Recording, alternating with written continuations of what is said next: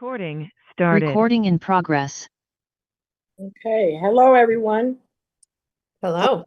I hope you're all safe and warm and so are your families. This was a fabulous kind of situation for New York, a unique one. I think it's 10 years since we've had anything close to this. So I'm going to call the Committee on Advancement and External Affairs to order. We'll take up the following items for approval. All right. Item 1A is the approval of the minutes of the November 24th. Can you imagine? Seems like so long ago. 2025. Any questions, discussions on the minutes? No, hearing nothing. I move the approval of action item 1A. Do I have a second? Second. Great. Thank you very much. That has passed. The minutes have been approved. Now we'll address the policy calendar. And the policy item 1B1, it's a resolution requesting approval of the naming of the David Levering Lewis Fellowship in the African Diaspora at CUNY Graduate Center. And I'm going to ask Todd, Vice Chancellor Todd Galick, to provide some background on this item. Thank you so much. David Levering Lewis is an eminent American historian, the Julius Silver University Professor, and Professor Emeritus of History at New York University. He's the only author to have won the Pulitzer Prize for 2 successive volumes on the same subject for his 2-volume biography of W.E.B. Du Bois, awarded in 1994 and 2001. Lewis has pledged $1 million to establish an endowed fellowship at the CUNY Graduate Center to be awarded annually to a biographer or historian whose work focuses on the African diaspora. The Graduate Center's Leon Levy Center for Biography matched this pledge with an additional $1 million. The total pledged amount for the David Levering Lewis Fellowship in the African diaspora is $2 million. That's so great. I mean, some of these you're going to be really moved by some of these new namings and foundation gifts. So I was remiss. I'm going to take a little liberty here to thank Todd and Sasha and Felo for hosting the meeting with the presidents of the foundations and the team members. And it was an incredible event. And you can see the camaraderie and the spirit of collaboration that we are really developing in the area of advancement. So I wanted to just take a moment. I should have done that earlier. Can I, Trustee? Sure. Can I then also thank you and Trustee Sunshine and Trustee Wilkins for joining us? I know that it was very meaningful for the president and the chairs of the foundation to also see our trustees and to have that level of engagement. So kudos all around, but thank you, because that participation and engagement matters. So we appreciate it. Thank you very much. It was great to be there. It was great to see it, and it was great to hear Todd's very strong words about that it's a partnership and a collaboration. It's like a new day, in the way we're looking at things. So thank you again. So I'm going to go back to this fabulous naming of the David Levering Lewis Foundation. Not to give that short shrift at all. This is an amazing gift and amazing match. So I approve the item of 1B1. Do I hear a second? Second. Great. Thank you very much. All in favor? Aye. Any oppositions? Any abstentions? Hearing none, this item is approved. Item policy 1B2 is a resolution approval to accept the bequest from the estate of Rosalind Gabin to Hunter College. And again, I'm going to call on Todd Galick to give us some background on this. Thank you. Rosalind Gabin, a graduate of Hunter College High School, who passed away on January 6, 2024, made an unrestricted bequest to Hunter College of 1/4 of her residuary estate which totaled $61,681.24. Hunter College has received the gift in full. Wonderful. I hope it inspires trustees to think about something similar. I move the approval of item 1B2. Do I hear a second? Second. Wonderful. All in favor? Any abstentions? Any oppositions? Hearing none, this item is carried. We'll send this forward. Policy item 1B3 is the resolution requesting approval of the establishment of the naming of Drs. Donald and Cynthia DeGonzo Endowed Scholarship Fund at New York City College of Technology. And again, Todd, can you take us through some of the background on this? Absolutely. Thank you so much. Dr. Cynthia DeGonzo, a distinguished alumna of New York City College of Technology, has devoted her career to nursing education and expanding opportunities for underrepresented students. Dr. DeGonzo worked more than 15 years at Hunter College, including 6 years focused on recruitment and retention at Hunter Bellevue School of Nursing, where she advanced programs designed to prepare and support underrepresented students entering the nursing profession. Together with her late husband, Dr. Donald DeGonzo, a graduate of Baruch College and City College, and a lifelong champion of higher education, she has made a gift of $100,000 to the City Tech Foundation to establish an endowed fund to support scholarships to City Tech nursing students who demonstrate financial need, academic promise, and resilience. City Tech Foundation has received the initial payment toward the gift, and the fund shall be known as the Drs. Donald and Cynthia DeGonzo Endowed Scholarship Fund. Thank you. I move the approval of policy item 1B3. Do I have a second? Second. Thank you so much. Any discussion on this item? Then we're going to call a vote. All in favor? Any oppositions? Any abstentions? Hearing none, this item is approved. We will go now to item 1B4, which is a resolution requesting approval of the naming of the Jackson and Muriel Lum AI Hub at Queensborough Community College. Again, I'll call on you, Todd, to give us some background. Great. Jackson and Muriel Lum have been leaders in engineering, entrepreneurship, and philanthropy for more than 4 decades. Professor Jackson Lum, Professor Emeritus of Electrical Engineering at Queensborough Community College, where he taught for 3 decades, co-founded Logic Controls, a global leader in point-of-sales technologies, with Muriel Lum, a City College graduate who emigrated from Hong Kong and helped build the company. Professor Lum holds 26 patents related to point-of-sale technologies. Professor Lum and Mrs. Lum have pledged $1 million to the Queensborough Community College Fund, Inc. to support artificial intelligence-related teaching, learning, and student opportunity, including AI excellence scholarships and workforce-aligned technology. 20% of the gift has been received.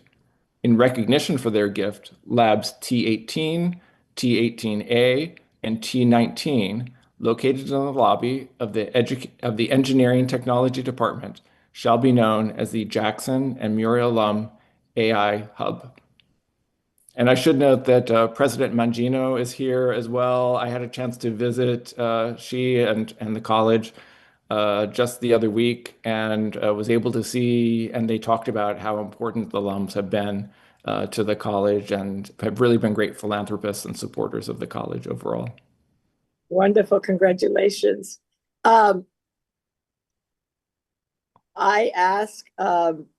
move the approval of item 1B4.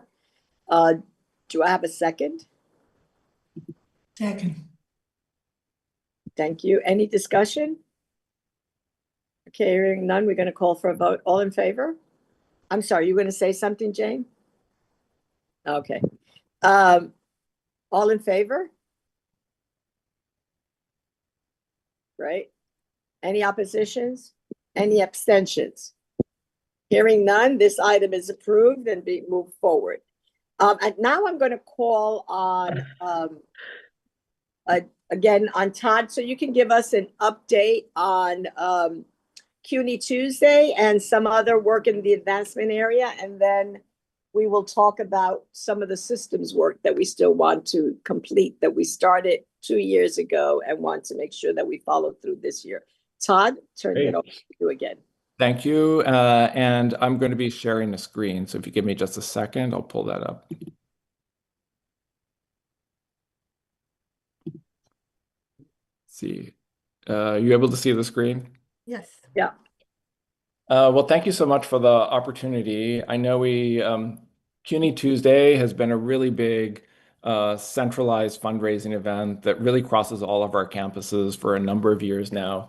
I've participated from the Brooklyn College side of things, wearing my old hat, but was really pleased this year to be able to come in the fall and to help shape the campaign for this year. And I've put here our CUNY Tuesday campaign, but because it really does cover a period that lasts from November through not only Giving Tuesday, but a lot of work really continues to happen through the end of the year. So we also call that our season of giving overall. We really had a strong overall result from this year's campaign. These are the figures as of the end of the calendar year. As I said, so often a lot of the colleges continue to focus some of their year-end giving by using some of the same platform and some of the same materials that really drive our CUNY Tuesday campaign. But we saw significant increases in both the total dollars raised and the numbers of gifts raised. So really the numbers of people who are contributing across the board. And I think those are really strong metrics for us. And this year, I'm going to talk a little bit more about the online giving, but it's one area we wanted to focus on this year. And a real highlight was that we were able to build the online giving total by 36% and the numbers of donors who are giving online as well. And because most of the work actually for these campaigns is really driven by our colleges, by their staff, by their teams, by their foundations. We were really pleased that 18 of the colleges and programs this year exceeded their total for last year. So really the overall success of the campaign was really seen in each of the colleges locally as well. And I should note one thing that we've been really tracking the past few years is engagement on social media. And thanks to work and the hard work of our marketing and communications colleagues, through the social media assets and ads that were placed across the Meta platform, including Facebook and Instagram, we saw really considerable engagement up this year across those two platforms, which is so important for our overall reach and messaging for the campaign. We really tracked a lot of different metrics throughout this and gave a lot of feedback to the colleges so they could see where they stood, especially versus where they were last year. The past few years, we've done a leaderboard and tracked the overall giving, which is something that everybody likes to make sure that they're doing well, certainly against themselves for last year, but it creates some friendly competition also for all of the campuses to see where they come up against their peers. It's really great to see so many colleges in different categories of colleges, the senior colleges, the community colleges, and graduate programs all represented in the top revenue. And we also looked this year at online gifts, and you could see in the chart at the bottom, significant numbers that came through for a lot of our colleges there as well. I'll talk about some of those in just a minute. And this year, we also wanted to make sure that we were looking specifically at and challenging colleges to do better than they did in the prior year. So here are a couple of the top performers from this year who did much better this year, including the School of Public Health and John Jay College, as well as York College. So those were top performers. There were a number of different categories that we were looking at throughout the campaign. This shows just how we've done versus some prior years dating back to 2022. The blue bars represent the total dollar gifts for the period that ends on Giving Tuesday itself as one metric. And then the yellow bar represents not just that amount, but also the continuation through the end of the calendar year. So you can see that we've had some significant growth from 2022 across the board. And then using the scale on the right, if you look at the lines The green and the blue lines, those track the total numbers of donors and donations made across that year for the end of the year. And you can see, especially this year, we had a significant increase in those numbers of donors to the campaign. As I mentioned a little bit earlier, this year we had noticed when we looked at the numbers just on the online gifts that are made, we noticed that coming out of the pandemic, when there was a lot of online giving, there was a bit of a drop over the past couple of years in the total numbers of dollars given, and the total numbers of gifts that were made by individuals had really kind of flattened out also. So we really wanted to make a focus on that this year. And so you can see for 2025, we really did much, much better in the total dollars raised online, as well as the numbers of donors and donations made. And this really is, it's important that the CUNY Tuesday and Season of Giving really is important because in addition to the amount of money that we're raising, we're really focusing on trying to get broader participation across all of our constituencies. So it really is a grassroots effort overall. So I thought you'd be interested to see that the median gift to the campaign across all of our campuses was $100, and 77% of all of the gifts that were made to the campaign were under $100, $100 or less. We were pleased this year to also have a number of people who self-identified through their donations as new donors, which is really important for us. So we had over 30% who were new donors this year. And this year we saw some pickup also in peer-to-peer fundraising. That's when people volunteer to actually reach out to their their peers, whether they're alumni reaching out to their class or people in their profession, or people on campus who are trying to get other faculty or students to give to the campaign. And so we raised total across the campaign, $148,000 from peer-to-peer fundraising, which is really great. As I said, a lot of the real heroic work happens on our campuses, obviously. And there were a number of really great performers, and our advancement executives have had a chance to go through some of these, and we actually picked out a couple of just case studies of people who did really exceptionally well this year, and it points to some interesting themes. One of those is Bronx Community College, who really focused this year on early engagement across the campaign overall. They really started to see this last year after last year's campaign as something to start spreading the word, starting to build some of that peer messaging, starting to get the word out to their board members and to their campus community and alumni. And with that messaging and that focused effort, they had a really great success and were able to grow their revenue by 204% year over year. And the numbers of gifts, they grew by 45%. We saw also that campuses that focused a lot on collaboration really did well. Queensborough really does exceptionally well at activating their entire campus to participate in this. So they really make it a lot of teams on campus who focus in a fun, competitive way on making sure that they can raise more for their area and from their peers than some of the others. It really creates a fun atmosphere on campus, and I think builds a culture of philanthropy. And it really shows in the numbers of contributions that they have to their program. And this year, they saw an overall increase in support of 46%. And at the other end of things, I think you saw that Baruch was at the top of the leaderboard on the total giving for Giving Tuesday. And I think a lot of their effort is focused also on making sure that they can get a broad board engagement early on, and even helping to set up some challenge grants that they can put out there to the rest of the community, that if we get a certain number of donors or to reach a certain level of giving, that the board will release funding from the board that will help to support the overall campaign. So those incentives are usually really nice as well. And then finally, just thinking about the digital strategies that help to boost overall giving. York College and the College of Staten Island were really great examples this year. Both of those presidents themselves got personally actively involved in the process, starred in a couple of videos, challenged each other and their communities to a kind of head-to-head match with the other college, and really came up with some innovative approaches and innovative campaigns around that got their community engaged, and it helped actually to garner a lot of interest and increased yield overall in their fundraising. So I think those were great case studies for us and themes that we've talked about ourselves, and to maybe there's an opportunity to see how each of the campuses can think about how these colleges were very successful in their fundraising efforts and how they might employ some of the same strategies. And just to close it out, we're looking now at an overall analysis and what we want to do next year. So just a few points.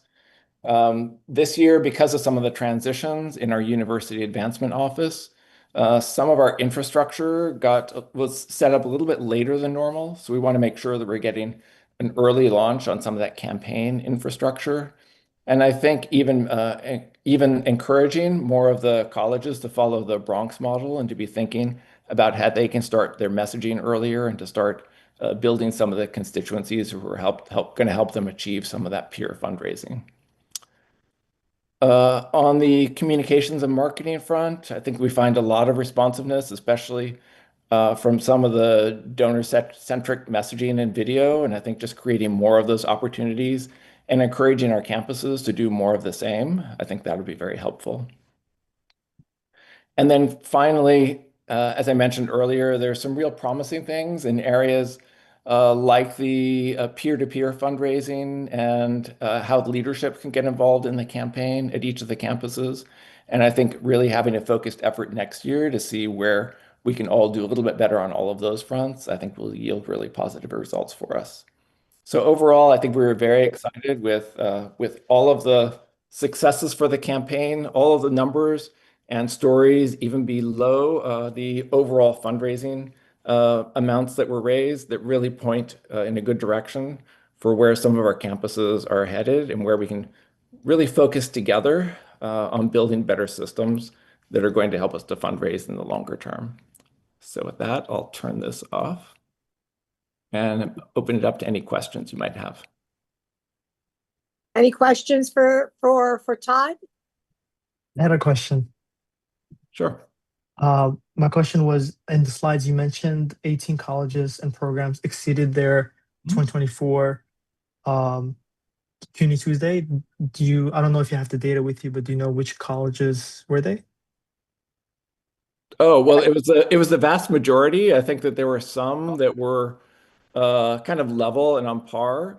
And there were a few that decided to refocus their own campus campaigns a little differently this year. So instead of making CUNY Tuesday their whole focused effort, they decided that they wanted to kind of spread things out and to make their CUNY Tuesday campaign focus maybe on just one thing, like to raise money for a pantry rather than to raise money for a lot of different things. So because they changed the nature of their project, it ended up being a little bit less than they did last year. Not that they didn't raise more money outside of CUNY Tuesday, but it just became that's how they decided to utilize the CUNY Tuesday platform.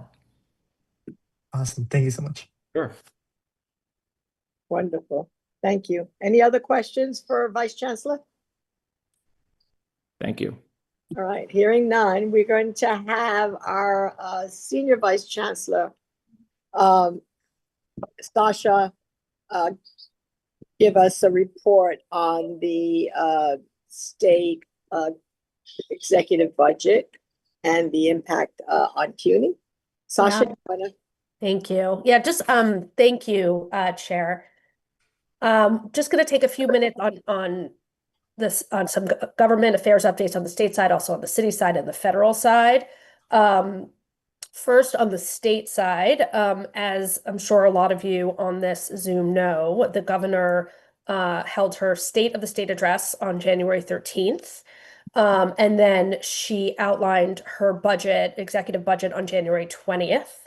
The State of the State sets forth an agenda that prioritizes higher education, champions opportunity, and focuses on affordability. The initiatives that were announced do help to safeguard CUNY's ability to deliver a first-class education to every student, regardless of background, and amplifies CUNY's impact as a driving force for upward mobility across New York. just some key highlights from the state of the state that are important for us. Operating funding to help keep CUNY affordable to all New Yorkers. The governor included further investments towards free community colleges for adults by expanding the high demand fields that are eligible for the New York State Reconnect program that she launched last year. Investment in CUNY Beyond, our signature career-connected learning initiative that will connect 180,000 New Yorkers to careers by 2030. We're very excited about that initiative. And also CUNY is proud to join the governor's ambitious child care plan by expanding the pipeline of qualified educators to meet the needs of New York families. So those are just some highlights. There's definitely more. In the executive budget, of course, we had more detail behind those initiatives and announcements, and more detail all around about how CUNY is going to be impacted this legislative session. We do want to thank the governor for her continued investment in CUNY, which we did see again in this FY27 executive budget. Our Chief Financial Officer, Ken Godner, is presenting a more detailed analysis at the Financial Committee, but I'm just going to do some quick highlights here. They include $130 million for the PSC contract, continued from FY26, an additional $36 million for wage increases. The CUNY Beyond initiative that I just spoke to will be funded $6.8 million. The funding floor for community colleges continued for the 4th consecutive year. The CUNY Reconnect expansion was $4.2 million to again expand to more high demand fields. And there was a variety of other new incremental funding for senior colleges that will help us improve our outcomes for students. And again, there'll be more detail on that from our CFO. We do need further funding to meet our operating needs, including an additional $36.5 million for wage increases to fully fund the mandatory costs of the collective bargaining agreement. We'll be advocating for that throughout the process, the budget process, as well as other needs. We have a lot planned. We have our legislative breakfasts. Each borough does a legislative breakfast every year where they get to highlight their priorities for their local legislators. They start tomorrow with the Bronx kicking us off. We have advocacy days already scheduled in Albany, meeting with legislators, meeting with the governor's office. Caucus weekend, of course, we have our lunch, which I hope everyone on the Zoom is coming to and has received the information. And we also, the chancellor will be testifying on February 24th before the legislature, the Assembly, and the Senate Finance and Ways and Means Committee on February 24th. So a lot more advocacy, and we very much look forward to working with the governor and the state legislature to really fully fund CUNY and make sure we're getting all the support we need. I do want to also note on the city side, just what's coming next. We are anxiously awaiting the mayor's executive budget, which we expect in February. We're very excited to be working with our new mayor, Zohran Mamdani, on his ambitious and critical agenda to make New York City affordable for everyone. We're also thrilled to be working with 2 CUNY alum in leadership positions, Dean Foulahan, now our first deputy mayor, and Sharif Solomon, director of the Office of Management and Budget, whose experience and government knowledge is unmatched. We also have a new speaker of the City Council, Julie Menon. Very excited to work with Speaker Menon, who is no stranger to CUNY, and we've worked with for many years. And we also have a new chair of the Higher Education Committee, Rita Joseph. So the council, has always provided critical support. We're really looking forward to working with our new council speaker and our new chair and new committee members for higher ed. So lots more to come on the city side, really kicking off more in February. I do also want to take a minute to let everyone know some really exciting news on the federal side. For the FY 2026 earmark cycle, CUNY submitted 40 earmark requests to congressional members in the House and Senate. And there's been lots of activity in the last couple of weeks around this. The House and the Senate have approved appropriation bills that include 21 of CUNY's earmark requests, totaling a little over $25 million in federal funding. This goes to transformative projects at our schools, from childcare to research to workforce development to public safety, academic programs, a variety of important programs, initiatives at our schools. This was, by the way, sorry, 11 of these 40 have already been signed into law by the president. 10 are being held up in the Senate. There's a lot of back and forth around certain ones that are in certain committee areas, but we're hopeful, but we'll see how that shakes out over the coming week. But 11 have already been signed into law and are a done deal. So very exciting. We want to extend a really huge thank you to our congressional delegation for their support. Senator Schumer championed projects at Baruch, School of Labor and Urban Studies, Queensborough Community College, and the Dominican Studies Institute renovation. Senator Gillibrand supported a project at Brooklyn College. Congressman Golden championed a project at BMCC. I'm going to just name a few because we're very excited. Congressman Espaillat, but I'll be quick, supporting a number of earmarks, including one at Bronx Community College, City College, Lehman College, and the Dominican Studies Project. Congresswoman Malliotakis championed a new center at CSI, College of Staten Island. Congressman Nadler championed projects at Hunter College and John Jay. Congressman and Democratic leader Jeffries also provided support for John Jay. Congresswoman Yvette Clarke for championing a project at Medgar Evers. And Congresswoman Meng for supporting Queensborough Community College, along with Senator Schumer, and supporting 3 of Queens College's initiatives, and Congressman Meeks for supporting Queens College and York College. So thank you to the congressional delegation for that support. We are really excited and are hopeful for the other 10 to be signed into law as well. And I also wanted to give a shout out to my Chief of Staff, Renita Chambers, who leads this work. And it's an enormous undertaking to really shepherd all of these applications and work with our consultant in DC and work with the congressional members. It's a lot. So thank you to Vernita and Chair, I will end there. Thank you so much for that. I'm going to just add one thing. I'm going to take the liberty of my dual role as a trustee and a commissioner on aging. That we are from the state agenda. We're advocating very strongly for the governor to extend the age of free tuition from 59 to 64, particularly not only because we think that there's a wealth of opportunity for older workers who are growing in numbers in the workforce. That's because they are the most available workforce and will be in the very near future.